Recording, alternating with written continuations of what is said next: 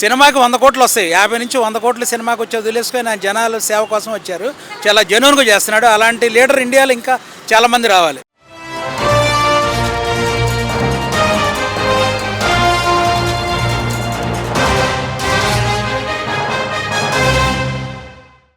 మీ పేరండి?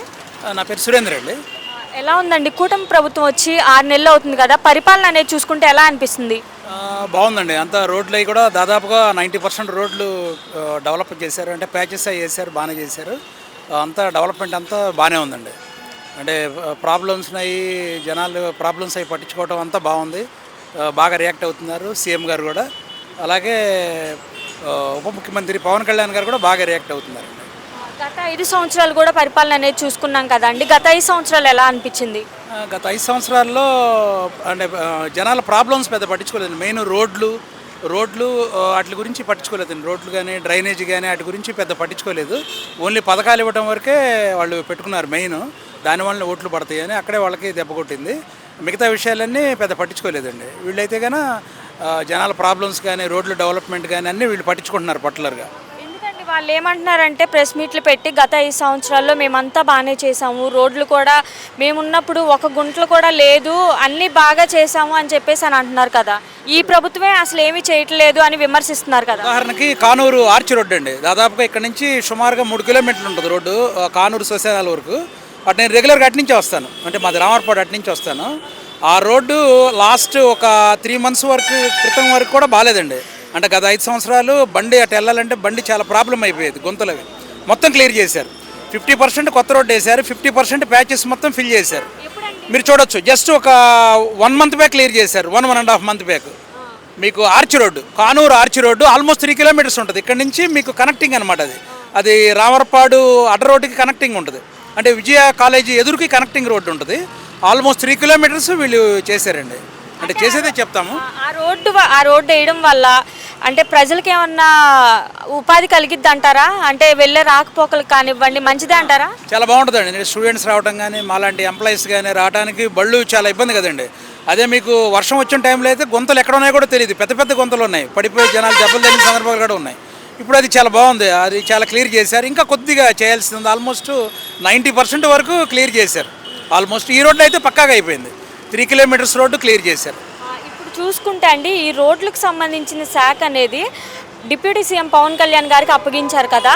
ఆయన ప్రతి పల్లెటూరుకి వెళ్తున్నారు, ప్రతి గ్రామానికి వెళ్తున్నారు, ప్రతి ఒక్క గిరిజన ప్రాంతానికి కూడా వెళ్తున్నారు కదా. స్వయంగా ఒక డిప్యూటీ సీఎం వెళ్ళడం అనేది ఎలా అనిపిస్తుంది?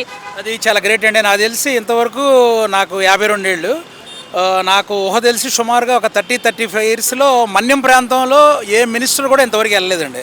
ఎందుకంటే మీకు ల్యాండ్ మైన్స్ పెడతారు. అక్కడ మైన్స్ పెట్టి టెర్రరిస్ట్ నక్సలైట్లు వాళ్ళు ఉంటారు, వాళ్ళు బాంబులు పెట్టి పేల్చడానికి అవకాశం ఉంది, ల్యాండ్ మైన్స్. అటువంటి ప్లేస్లో ఆయన నడుచుకుంటే వెళ్ళాడు, బురద ప్లేస్లో. అక్కడికి ఎవరు వెళ్ళరు, ప్రాణాలకి తెగించి ఎవరు వెళ్ళరు. సినిమాకి 100 కోట్లు వస్తాయి, 50 నుంచి 100 కోట్లు సినిమాకి వచ్చి వదిలేసుకొని ఆయన జనాలు సేవ కోసం వచ్చారు. చాలా జెన్యూన్గా చేస్తున్నాడు. అలాంటి లీడర్ ఇండియాలో ఇంకా చాలామంది రావాలి. విజయ్ కూడా రాబోతున్నాడు తమిళ్లో. ఇలాంటి వాళ్ళు వచ్చి జనాలకి జెన్యూన్గా చేయడానికి వచ్చాడు. ఆయన స్వార్థం కోసం రాలా. ఆయన డబ్బులు ఇంకా ఖర్చు పెడుతున్నాడు. ఆల్మోస్ట్ 13,000 పంచాయతీలు ఎన్నో ఉన్నాయి. అందరు ఒక్కోదానికి ₹1,00,000 చొప్పున ఇచ్చాడు ఆయన, జస్ట్ ఒక 4-5 మంత్స్ బ్యాక్. అలా తన సొంత డబ్బులు పెట్టి చేసే పర్సన్ ఇండియాలో ఎవరు లేరండి.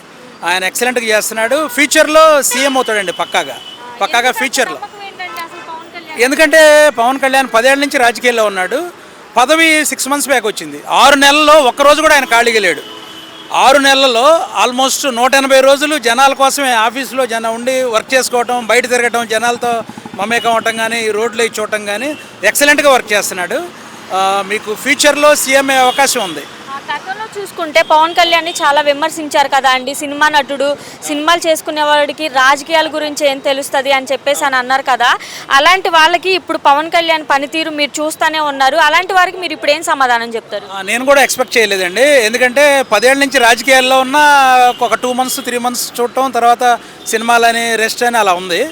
బట్ నేను కూడా ఆశ్చర్యపోతున్నాను. అతను మొన్న రిజల్ట్ వచ్చిన తర్వాత అప్పటి నుంచి 6 నెలల నుంచి 3-5 days జనాల్లోనే ఉన్నాడు. అది చాలా గ్రేట్. నైట్ ఏదైనా ఉంటే కొద్దిగా షూటింగ్స్ చేస్తున్నారు.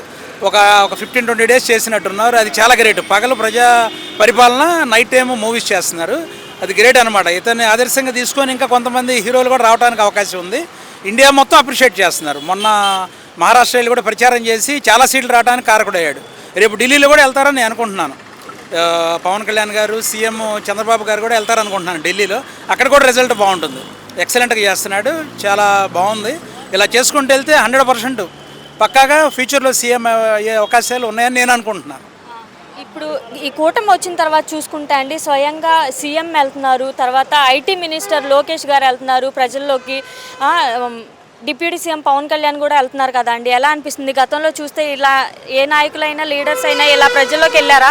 అవును, గతంలో లాస్ట్ 5 yearsలో ఈ రాజకీయ నాయకులు ఏం చేశారంటే, మినిస్టర్స్ కానీ వీళ్ళు కానీ ఈ ప్రతిపక్షాలను తిడతానికో, ఎవరన్నా తిడటానికి, బెదిరియటానికి, విమర్శించడానికి పెట్టేవాళ్ళు ప్రెస్ మీట్లు. ఇప్పుడు మీకు ఎమ్మెల్యేలు కానీ, ఇప్పుడు సీఎం గారి అబ్బాయి ఆయన లోకేష్ గారు కానీ, మినిస్టర్ ఆయన, వీళ్ళందరూ కూడా ప్రజలతో మమైక్యత ఉన్నారు.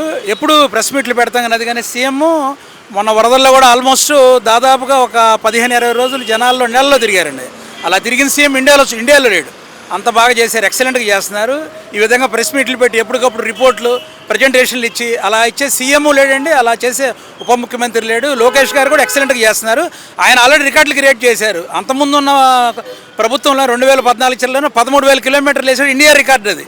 పల్లెటూరులో రోడ్లు వేశారు, 13,000 కిలోమీటర్లు గ్రామీణ రోడ్లు వేశారు, అది రికార్డు, ఇండియా రికార్డు. ఇప్పటికి కూడా ఎక్సలెంట్గా చేస్తున్నారు, చాలా అభివృద్ధి చేస్తున్నారు. కూటమి ప్రభుత్వం ఎక్సలెంట్గా ఉంది. మీకు ఇంకా రాజధాని అది కూడా డెవలప్ చేస్తారు, అమరావతి కూడా. ఇండియాలోనే టాప్ స్టేట్గా అవడానికి చాలా కొద్ది సమయం ఉంది.